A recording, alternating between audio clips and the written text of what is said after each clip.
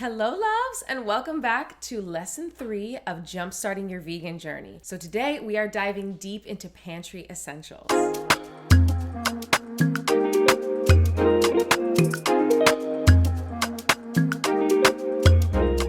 There are several different ways that you can store pantry essentials. What I love to do is put them in a container just like this so I can see exactly what I got going in there.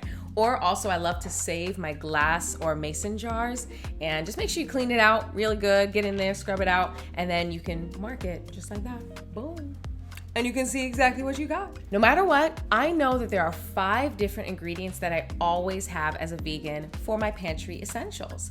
Number 1 are chickpeas because they're so versatile. You can make them into hummus or falafel, just soak them overnight. And then of course lentils, which are inexpensive, protein and iron and B12 packed. And then of course I always have hemp seeds, which I can add to a smoothie or a salad or some kind of savory dish. And they add in a protein packed punch, which I love. And then almonds are another snack that I always have on hand because they're quick, they're easy, they're versatile. Of course, you can turn them into almond milk or you can crush them down to create some kind of like plant-based meat along with the lentils. So there's a ton of different things that you can do with almonds, and you can also have them as a little late night snack, which that's what I like to do. And then the last in my top 5 pantry essentials is wild rice, or honestly, any type of rice. It's dealer's choice when it comes to that, but personally, I love wild rice or black rice. It just has a nice earthy flavor, but if I need rice in the quickness, I'm gonna be making me some basmati rice. What I love about all of these 5 different essential ingredients are that number 1, the versatility is giving me life. It's giving recipes for days,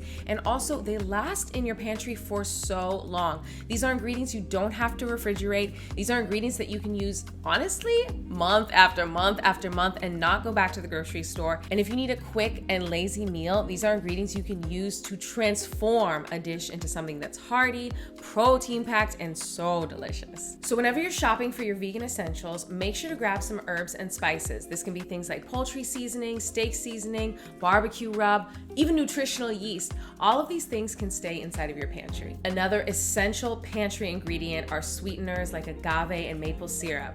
Of course, as a vegan, you don't eat honey, so I love to sweeten all of my smoothies or even savory recipes with a little bit of maple syrup or even agave. I always add on a sauce to everything I do, so I love to keep in some sugar-free ketchup. There's a couple brands that I'm obsessed with, and I also love to use mustard as well as like a hot sauce. These ingredients together with a little bit of some sweetness really can create a dynamic dip that is so good. Some other pantry essentials are things like beans and legumes. So this can be lentils, this can be chickpeas, black-eyed peas, and these are all ingredients that I love to use to soak or even throw into like a soup or a stew. What I love about whole food pantry essentials is that you can actually transform them into dairy products or, vegan dairy products. So this can be through cashews or almonds. Some people love to use soy to create their own tofu, or even you can make your own tofu through white beans. This can be